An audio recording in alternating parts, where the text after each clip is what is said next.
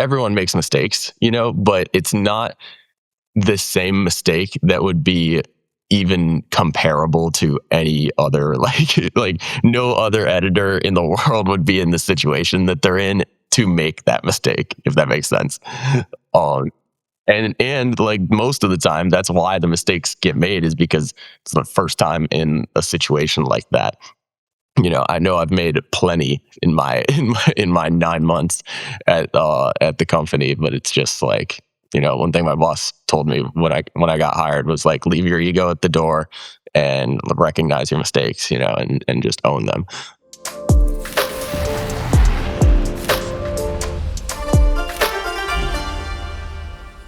Welcome back to the Full Battery Media Podcast. I'm your host, Sean Trace, and I've got an awesome guest with me today. Would you like to tell people a little bit about who you are and what you do? Yeah. Hey guys, my name is Derek Stamberger, and currently I work as a post coordinator at Mr. Beast, the YouTube channel, and actually just released a show called Beast Games. So I'm a part of that as well, and just kind of helping organize our team, make sure everybody knows and can do what they need to do. That's awesome. One of the things too, like I love talking to people who are kind of in the structural side, because there's a lot of creators out there that are doing great things and creating stuff, but like when you start going from just entry level creator to like starting to scale systems, you have to start. I, for a long time, was one of the guys who did everything myself. And it's been a real challenge to me now as I'm growing my team to delegate. And but you have to, man. And it's interesting. Talk to me a little bit about your experience running a team. What's it like for you? Yeah, I mean, I wouldn't necessarily say that I'm the one that runs the team by any means. I sort of help run the team. That's awesome. So I would say, and like the team was already, when I got to this company, I've only been here 8-9 months now, whatever it is. It had already, all of the procedures and everything had been put in place by better people before me. And so it was nice to kind of walk in, and I'm still to this day learning what that looks like at Mr. Beast. But from what I can tell, it's basically like, we've got probably somewhere in the neighborhood of 60-ish people on our post team. And all of those like roles and responsibilities like trickle down from things that we assign, and yeah, but it's everybody knows their role and just executes, so it's makes my job nice and easy usually. That's awesome. It's like knowing your job and being able to execute is such a powerful thing too, because it makes teams flow better. But like, let me ask you this, because you've got your own background in content and creation. Like when you look at a piece of raw footage for the first time, what are the first things that you start like searching for inside to find the story inside? Like there's like footage, right? How do you pull that story together, Yeah, well, so with YouTube, I'm definitely I'm a consumer, like for, well, let me say it the right way, right? So when I went to college, like around like 2014 was like my intro to YouTube, right? And I was like, just everyone as a kid is like playing around with the camera and filming cool stuff, and so I would do that like high school days and early college, and like I was never the most entertaining on camera, I don't think, but I loved the idea of entertainment, and I knew that was sort of a field that I could get into. I just didn't know how that would. Right. There was no college major called YouTube, or like, and I didn't even know it was YouTube at the time. I worked in TV for 4 years out in LA. And I still do love just the entertainment industry in general, but the shift away from TV to YouTube was just kind of more of a logical choice on my part, even though it had me like move across the country for it. I was like, man, like the culture here, the direction that I know content is going, all of these things are pointing me in that direction. But to circle back to your question, when I see a piece of content, I'm more so just taking everything that I see in, and like, we film like all the Mr. Beast video as an example. Like, um, a lot of the times we'll take 100 people, like, and these videos are out. We'll take like 100 people in a circle or something, and it's like you're focusing on 100 people. How do you create a story out of 100 people? Right. And in order to do that, there's so many cameras and there's so many different ways, but you just have to focus on the people and the lines and dialogue that are interesting. And that's what our editors do such a good job with. Is like, when I came from the show I worked on previously was NCIS, Mm-hmm. and my whole thing was I really wanted to get into a writer's room there, because they're the people that like really create the story. They really Yeah. like it's scripted content, so they're writing everything and the actors are bringing those words to life. But we don't have a writer's room here Mm-hmm. at Mr. Beast. It's not scripted. There's nothing scripted. We hope it goes a certain way, kind of like because when we see what happened and what played out, we're like, oh, that makes our life so much easier, because we don't have to like create the story. The story happened and it's there. Mm-hmm.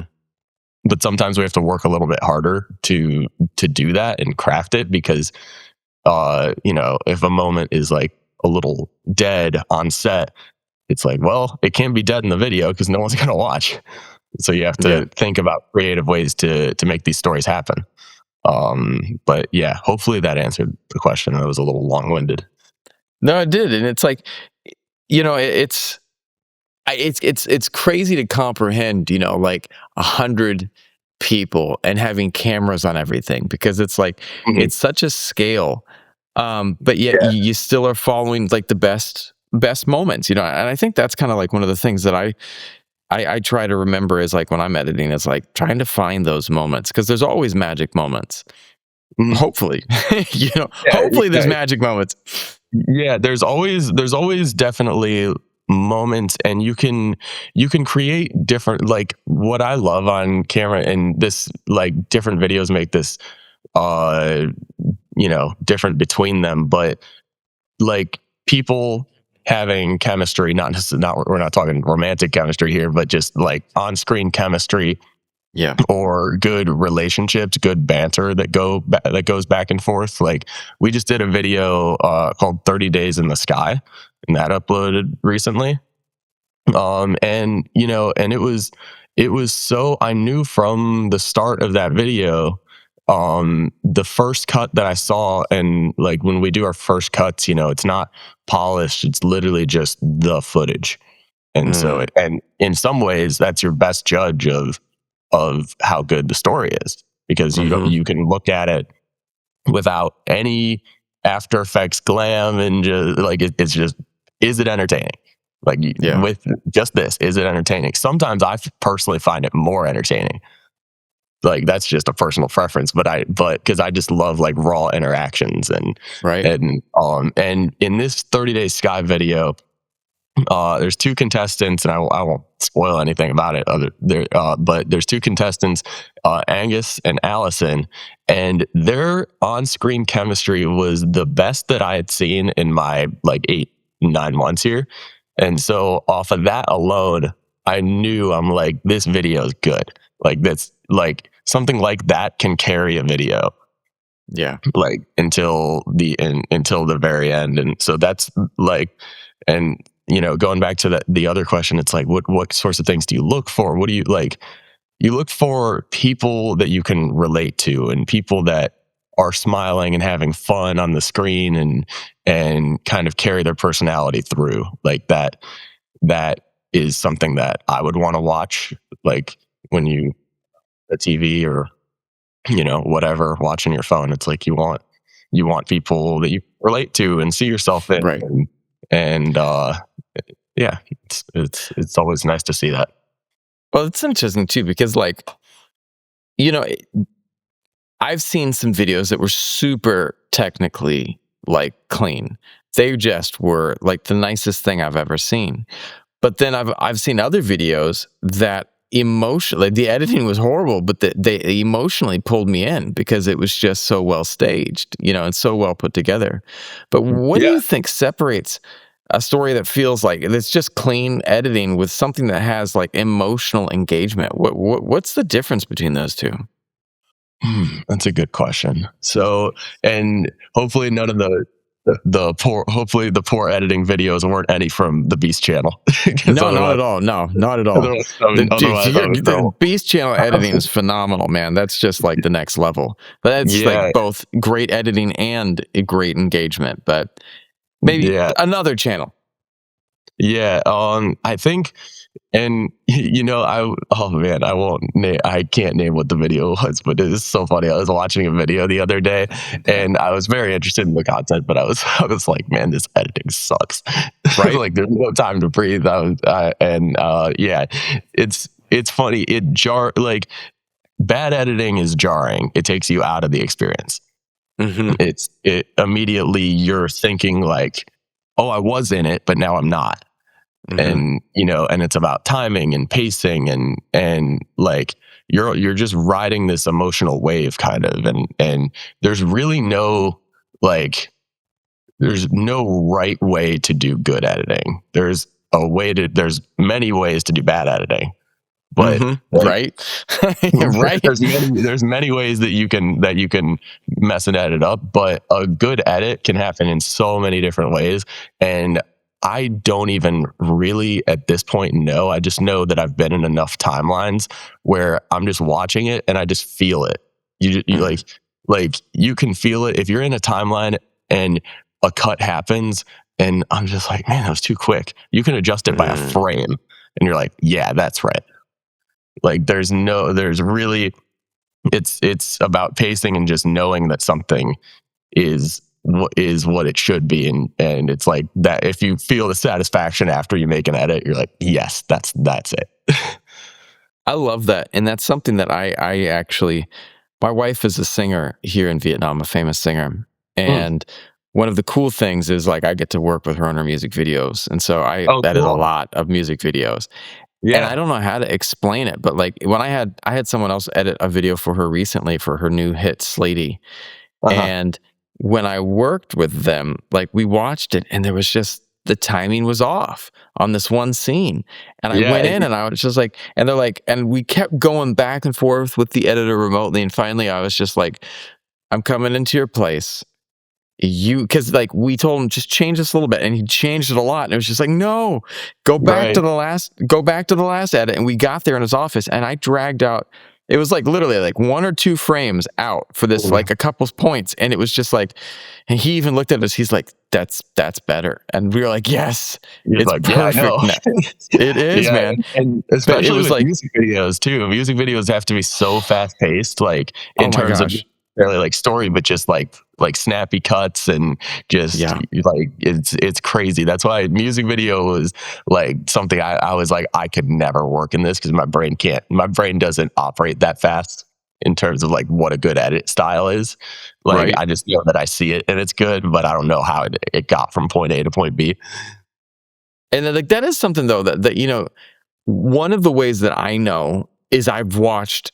I mean, I'm older than you. I grew up with, more music videos on TV. I remember when Oh, like MTV was MTV. music videos, you know? I'm not that MTV, that old, was but like when I was coming up through high school is when they started making the huge shift to all the reality TV.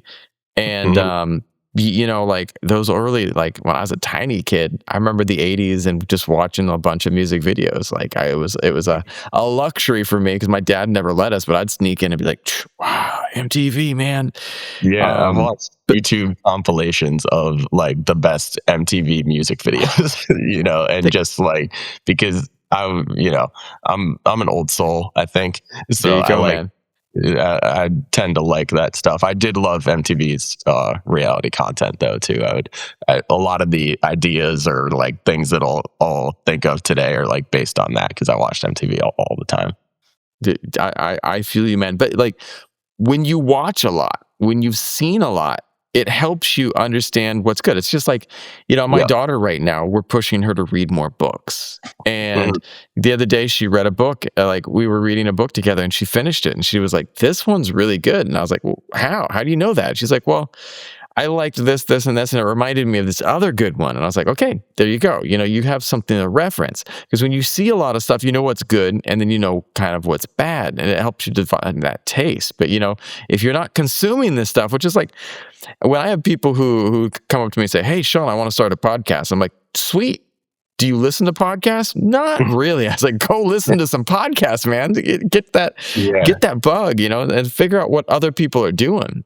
Yeah, you need some perspective. You always need to be updated on the trends and the Yeah, in the industry. Like, part of the reason I knew that YouTube was like a good switch was like that's all I watch. Like, I yeah, occasionally, like whenever, like when you got a Stranger Things on Netflix, I'll hop on Netflix and watch like the good ones. When it's like, oh, everyone's watching this, I'll hop over real quick. But all of my, like, since I was 14, like I much like it's so funny. It's pretty similar to Mr. Beast, honestly. Like, you'll hear him in interviews all the time and he'll be like, "Yeah, I started my YouTube channel when I was 12, and I'm obsessed with content." He like had his friends that like he would just obsess over thumbnails and video and right. and just the YouTube algorithm and how to, like, what gets more clicks. And I didn't obsess on it to that level, but I obsessively both watched and like you said, like thought about what is a good video. And I'd take a stab at making them here and there, but it was more so just like I was fascinated by what people like to watch. and Yeah. uh and to this day, I like, I look at content and I'm like, man, like it's going more short form now, Mhm. with reels, TikTok, YouTube shorts. We have an entire department at our place that didn't I don't think it existed probably like a couple of years ago, but totally dedicated to YouTube shorts and creating short form content. And it's like, okay, everything's changing and it's constantly shifting. And bigger videos are tend to get, like, normal YouTube videos tend to get less views because people spend all their time on shorts. So it's just like patterns and Yeah. yeah, I don't know. Things shifting, man. But you live, you learn, you adapt, but there's still storytelling. I was Yeah. watching some shorts the other day and they were just so well crafted. Like it kept me hooked. And I was like, man, I didn't think that I could get hooked on something so fast. But there's still that great storytelling. But let me ask you this.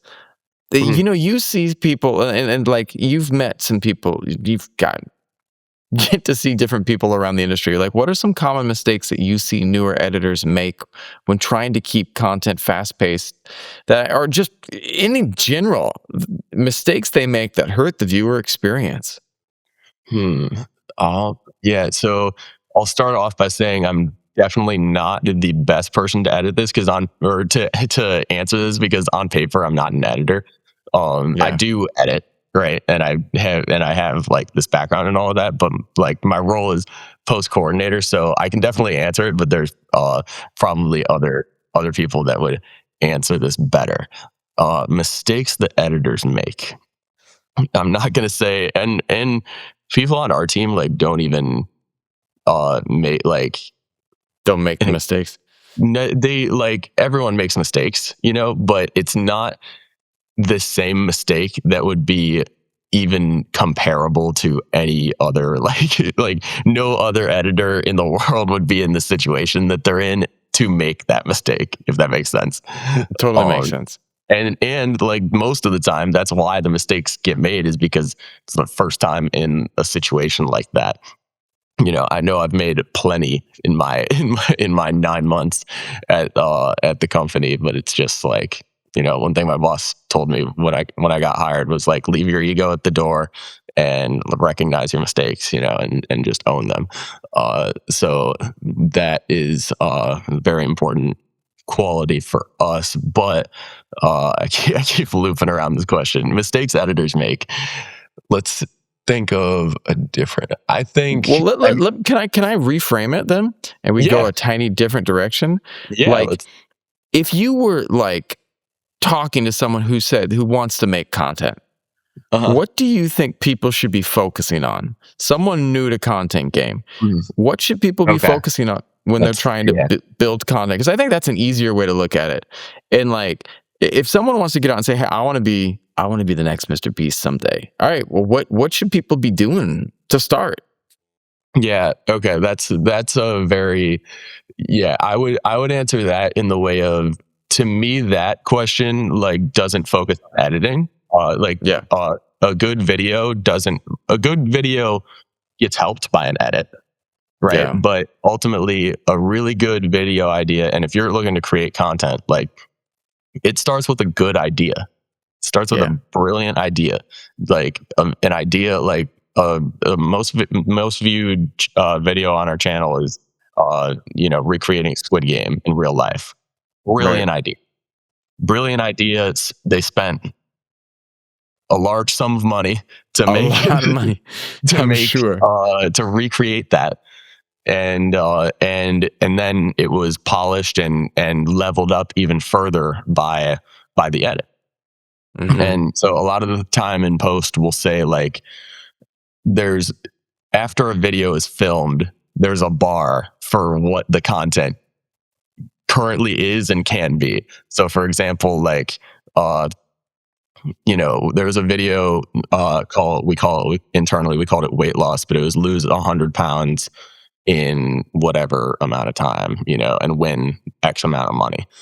And off of what happened in the video, which I won't say in case people haven't seen it, off of what happened in the video, our level of, like, the potential for the edit is here. It's incredible. Like, in, like, story, like, there's so many emotions that you're feeling throughout it for so many different reasons, that the level of what this is going to be is here.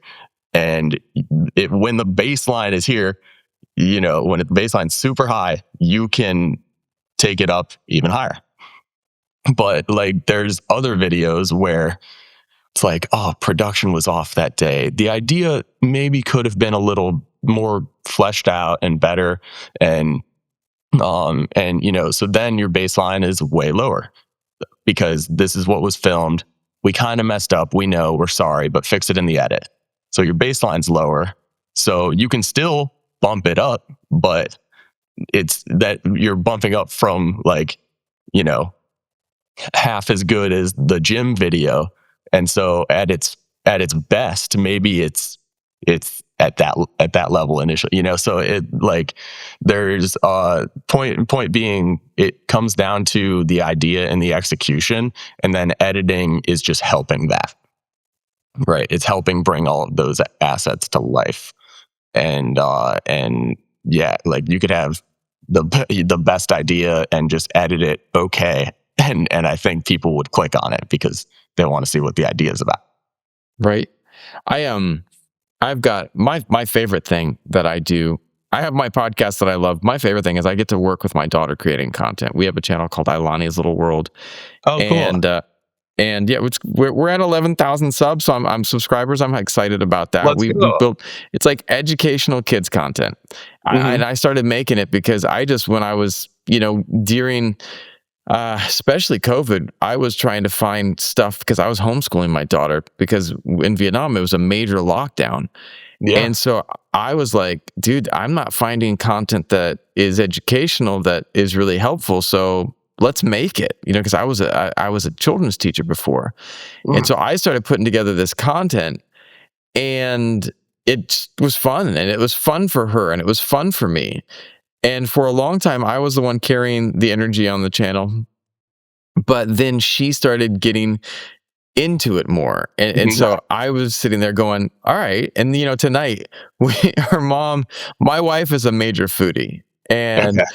I like food, but like I had food allergies for a long time, so I couldn't enjoy this meal with my wife. And she went out into like this ritzy, like a 13-course meal, super expensive. She's like, I want to do this. I was like, well, let's bring our daughter. I'm just gonna sit there and have a glass of wine while you guys go through this meal. And like gave my daughter her phone. And like one of the things is I was like, I kept looking at her. I was like, what's your story? What are we doing tonight? This is your first time trying this big type of meal. And I said, all right, we got to get these different types of shots. You have to talk to the camera. You've got to have your POV. You've got to show people and you got to stage the story. And every time you got to check in. And it was interesting because I've never sat down and really tried to articulate like what makes a great video in like kids terms. But like this one, I was like really trying to like, all right, talking to her at her level, what makes a good video? And it was something that I had to think about, because and that's one of my problems with content is I think that we tend to overthink things. I love some earlier Mr. Beast videos because he would walk into like a supermarket, look at someone and say, hey, I want French bread. Can you fly to Paris and get me, or I think he was on campus. It's like, can you fly to Paris and get me a baguette? And like, Nice. it was crazy. There was a bunch of people, no.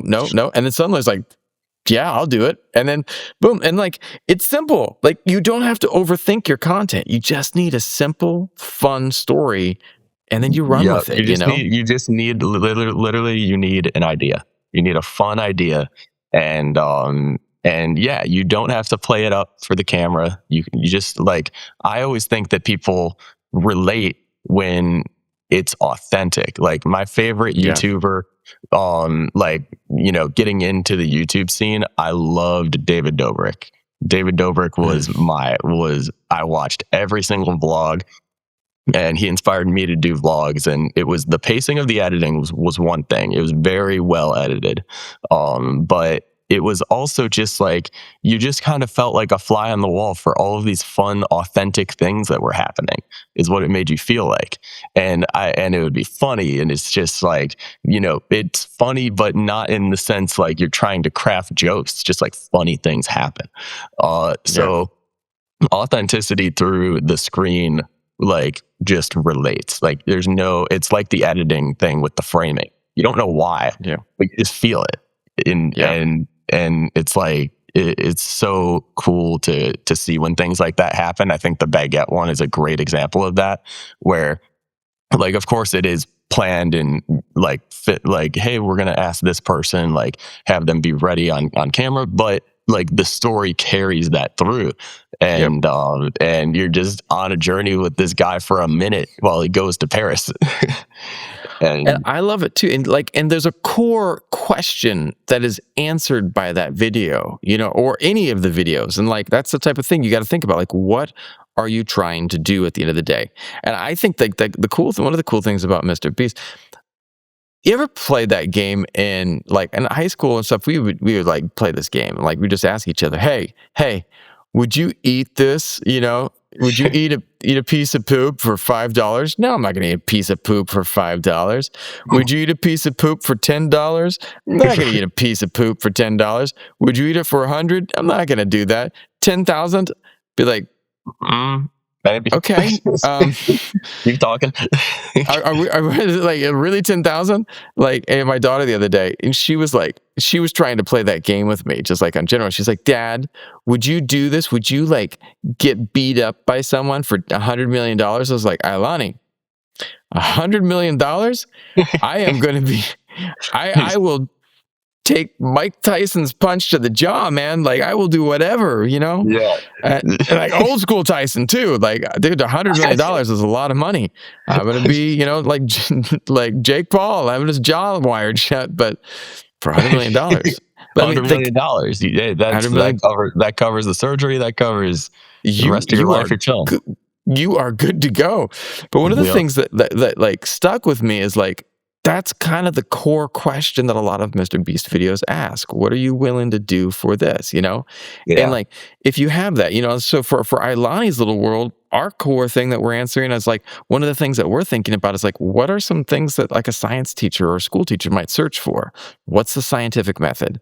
And Mm, like then we create a video that they might put on in class and just feels fun and interesting, you know? And it's like, what is it that you're trying to do? And if you can think about the stories with that and ways to hook people, it's great. But like one of the things that you just said in that last, and I just threw the questions out the window that I'd prepped for this interview, and I'm just going to go oh with the yeah, flow if you don't mind, yeah, man. absolutely. Um, because you said something that I want to lean in on, and this is like one of the things too for me. Like I prep like questions for people, just makes it easier for them. But dude, I love just going with the flow and like Yeah. finding where the comfort is because it leans into this next point. You talked about being authentic, and I love authenticity. And Mhm. like authenticity is huge for me. That's the reason I'm swearing half the time and I'm saying shit and things like that, you know, because that's just kind of who I am. Yeah, But we got how shit, we got poops, we got it got all. shit, we got poop, we got talking about I already told people that for $1 million I'm gonna eat poop, and that's okay. You know, if Yeah. anybody out there is like wants me to do that, I'll figure it Mhm. out, man. You know, but Done hey, deal. we didn't classify what type of poop though. That's a big That question mark too. yeah, that's true. I don't it wouldn't matter for me if it's 100,000,000. $100 million, I'm eating any type of poop. Let's be Any real. poop. Yeah, that's any poop whatsoever. Like, Yeah. and find ways to clean it. I actually wouldn't need to fancy that shit up. I would eat that shit straight the way it is for $100 million. Let's be real. Exactly right. You know, $10,000. I might try to find a way to make it slightly more appetizing with a chaser. All right, so I got to tell a side story. Once, when I first moved to Southeast Asia, I was dating this one girl. Hopefully, my wife doesn't watch this episode. And this girl's father was like a high level police officer in Vietnam. And worked. He was like the editor for the police newspaper. It was like not like the easiest family to be dating in. And her brother, also a cop, also wanted to see what I was all about, took me to this restaurant with the specific purpose of intimidating the shit out of me. And it was a restaurant that they ate whatever. And so, like, he brought out iguana. Like, it was barbecued Oh, iguana. yeah. And he You know, slapped the tail down on my plate of this iguana. Damn thing was at least 1.5 feet long. And I was like, I'll be damned if he intimidates me in this meal. So I was like, I don't know how to eat iguana. I don't know what it is. Barbecued, it actually tasted just like chicken, but I was still having a hard time getting yeah. through this. And I was just like, and I'm not sponsoring Coca-Cola right now, but Coca-Cola got me through that meal. I just was like, yeah, just like taking a bit, swiped it down in some Coke. And I drank like, man, I had to have had like 5 Cokes in that meal to get through all that food. And it was Oh just like, I got through it all, got to the other side. Needless to say, every single meal after that with their family, they always had like 4 or 5 cups of Coke ready for me at the meal because they thought that I just loved Coke. The reality was, I finally told her, I was like, I'm not a huge fan of Coke, but that's what got me through the thing on all the That's stuff that funny. was that I had to eat. So yeah, man, what will you do for it? But going back to authenticity, how do you Yeah. think people can be more authentic in their content? In the content, I think it's really like you don't try in a weird Yeah. way. Like you like if it feels like planned or scripted, like the reality is these days all content is planned and Yeah. not necessarily scripted, but it's planned because these Yeah. are big budget productions. These are TV show level productions. Big budget. For a lot of cases, like big YouTubers, anybody these days with over like 20 mil on YouTube, you know, is which these days there's quite a few.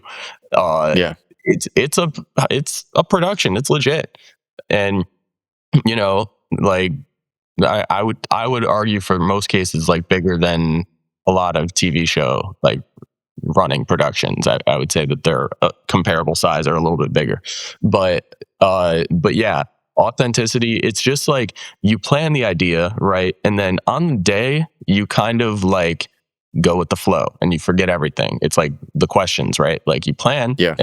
and you're like, okay, like if shit hits the fan, like this is what we'll do, right? You don't And eat it. Whatever you you don't do, need don't eat it. it. Exactly. I was waiting for. I knew the punchline was coming. Uh, Yeah. Okay. So you have all these backup plans or just a general plan, but like you allow yourself to improvise and go with the flow. Like a lot of these people aren't really like actors by nature, right? But they're in front of a camera a lot, so they do remind me of like people that are very good at it, remind me of like some that you'd see on an improv stage or just, like if you can go with the flow and be funny in conversation and just give editors a lot of options to work with in the cut, because that's really what it is. It's when you do a high scale, high level production with so many cameras, um, you know, the editors have permission to, or not even permission, they are the ones telling the story. And that's mhm. what's so cool about this is I love storytelling, and not that I'm the person that edits it, right? But I can look at it and just be like, okay, how does this make me feel? Does it need that Yeah, frame adjustment? And if it does need that, like, a lot of the times, like the editors and the assistants and the entire team here has way more experience doing these sorts of things than I do and if I ever will. But what I think I can offer sometimes is almost just like a fresh set of eyes, yeah, right? Like a little, like when you're in a timeline for so long and you're editing and you're like, oh, I've seen the same clip 100 times over. yeah, Sometimes it takes getting up and walking away and coming back and just looking at it with a fresh set of eyes, like, oh, this is what I should do, yeah, or this is how it should be. So a lot of the times, like it's a new idea, a fresh idea that people might take or not take. But yeah, the authenticity allows for us to have options, right? yeah. Us to have really good, entertaining options, and that way you have an ability to craft a story in so many different ways, and you just pick the best one. If you were to have someone come in and they're like starting a new channel today, what would be like one or two things that they need to focus on besides just the authenticity? And what do you think people should be doing, like when they're Mhm. coming out of the gate? Yeah, I think it's just finding what you're passionate about. And that's kind of like the cliche answer, but it's Yeah. the right one. It's like, so what I would start with is finding the thing you're passionate about. I love to rock climb personally. So like if I were starting a channel like today, I would try to capture a niche that kind of doesn't exist yet. You know Mm, what I mean? Like, or at least it doesn't have like a ruler of in that YouTube space and associate it with something that you're good at or like that you like. So like rock climbing is a good example. There's this YouTuber named Magnus Mitbo, and he kind of like rules the climbing scene. And so unless I was like trying to take that path exactly and just, you know, follow his model or do something slightly different and aimed for those subscribers, I'd be like, oh, okay, maybe that's not the best choice. mm, So I would try to like pick a niche that is like missing something and you can identify what it's missing, and then you fill that gap, where, and then once you get like a niche, and these days on YouTube, a niche is probably like a couple million right. subscribers. Right. So, but once you figure that out and you're like, oh, okay, this is my specific style, right? And this is like maybe it's kids content for just science classes, right? Or maybe it's like and then as you get more subscribers and more known, then you can branch out to everybody and to more of the public, because YouTube will most likely like recognize, oh, this is a credible source.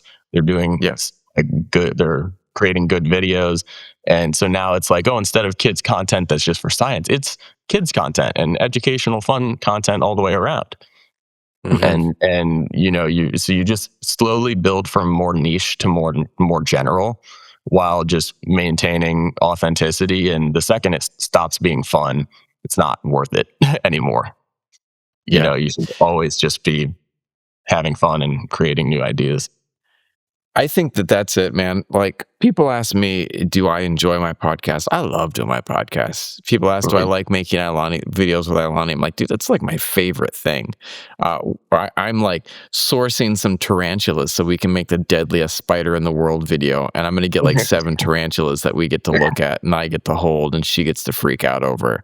And I'm just Yeah. like, I messaged this one kid who's got all these things and I was like, I need to get some tarantulas. He's like, how many do you want? 1 or 2 for this video? I'm like, I need 7. I was like, I needed a bunch of different tarantulas. Why? Because I know it's going to be fun. And it's like, it's nothing else other than that. We just had fun and we made all these cool memories. Like, that's awesome, And so I think, like, if it's like something that you are not loving and not enjoying, it's not worth it. But that's like anything in life, like find the Yeah, thing that absolutely. brings you joy. Mhm. Yeah, that's what it's all about. Like, I'll give like kind of, I think my backstory and perspective on this might help a little bit here. I'd Like, love to for hear that. just as like an example of like what makes you happy, like, and chasing that. So when I was, well, yeah, I'll start from kind of like college, right? So Yeah. college, I did this program called Inside Hollywood, and I'm from Ohio. I'm from Cleveland originally. Went to a school called Miami. It's down near Cincinnati. For I went there for college and studied kind of like media culture, right? And just like a very long named major, but essentially think of it as like film and television, right? Is the education that I got out of it, Hmm. along with like some design and graphics and interfacing and whatever. But the biggest thing that program gave me was this Inside Hollywood opportunity, which is where you Hmm. went from Ohio to the big city of LA for like 3 weeks. And all of the alumni from the school were your connections that got you Mm. into places like ABC or Wheel of Fortune or Jeopardy or NCIS, which ended up Hmm. being helpful later on. And once though, all they said when I came out there was keep connections alive. Like, it's like kindergarten, like, always try to make new friends, and just don't be shy about it. Just be yourself, and just reach out to people, because connections are the name of the game in this sort of Yeah. industry. And so once I got back and kind of let everything sink in, I was like, man, that was so much fun.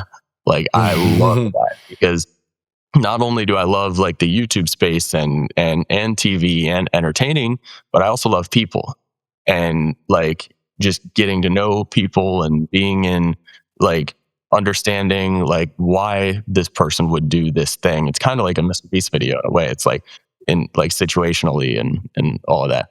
So I get back to Ohio and I'm like, man, I have to go out there. So I made it my mission throughout college. I was like, I have to get myself a job and get out to LA. I don't care what it takes. And, a couple things went my way. One thing really went my way, and I got a job on NCIS. And NCIS, well, for those that don't know, crime drama show, like kind of Law and Order, CSI type thing. Hmm. Uh, I knew of the show obviously because I watched TV, but uh, it was definitely just like the most surreal thing ever. Like, I cried when I got the job, because I was like, this is it. This is my entry into this industry, and I know now that I'm in, right, I know I can make something out of it. Yeah. And so I go out there. I'm loving life, working at this place, and then a year goes by, still loving it. Another year goes by, I'm like, okay, okay, and I get promoted from a post PA, which is like post production assistant, to a post coordinator. And I'm like, okay, well, I got promoted, so I guess I'm doing something right. But there wasn't really any innovation or change or creativity happening. It was Hmm. just kind of the same show over and over and over again, which is great for network and ratings and all of this stuff. Right. But like, they all loved that. But but I just found like I'm not being creatively challenged at all. Like I can do Mhm. my job in like 1 hour a day. Like like it doesn't. There's no challenge. Like I moved out to this place to be challenged, and yeah, it just wasn't really it. And so yeah, so time kind of goes by, and it's getting to the point where I've been at this show 4 years, and I'm like, I have to get out of here. It felt like a prison in a way. I'm like, I gotta Mhm. leave because I'm gonna spend the rest of my life at this place that where I'm just like drained because I'm not doing what I want to do. And so, I did everything in my power to like go back to that inside Hollywood knowledge of just connect with people and reach out, even if they don't say anything back. Reach out and be persistent, but not like an asshole.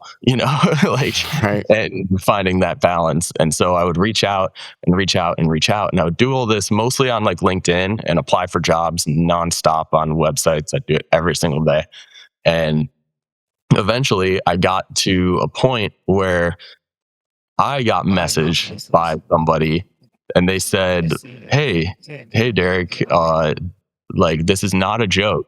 We're hiring for Mr. Beast for a post coordinator. So this That's is not awesome. a joke. Immediately I'm like, this is a joke. like, like no What shot. I'm like no shot. And I knew it was in North Carolina, so I'm not even really like I'm like cool. This is a cool message, but one, it's probably fake, and two, yeah. it's across the country. So I'm not even thinking twice about it. And but I do respond because I'm like, well, worst case, or like best case, really, I'll get an interview and just get some interview skills going. And so I take this interview and I'm like, why did that go well? Why was that such a good interview? and and a day or two goes by and I'm talking with my current boss on the phone, and That's we're awesome. like, and I really related with him. I could tell we just kind of hit it off immediately, like creatively. And he knew off of that I was just like going to be really dedicated and good with people.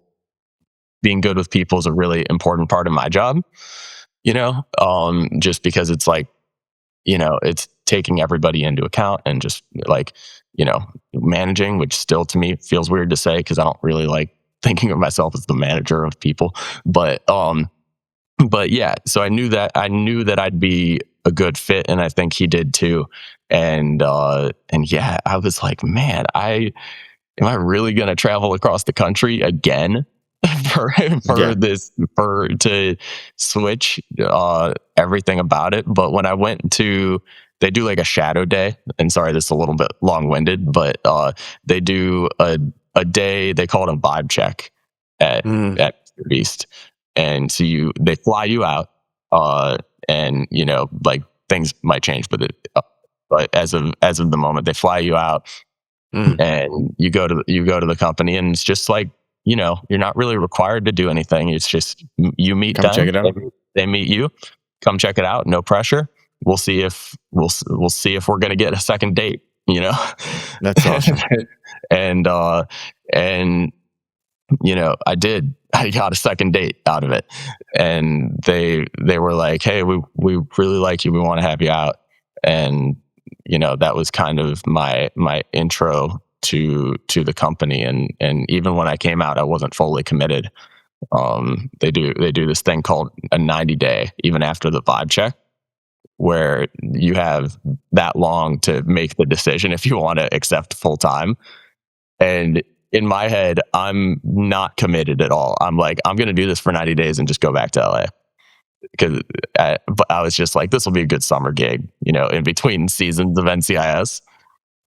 And yeah, I just really wanted to explore and see what it would come to. And then I was here for probably a week, and I was like, shit, it's good, Mhm. you know, and I really just found myself loving the people and the company, and just it was everything that NCIS was not.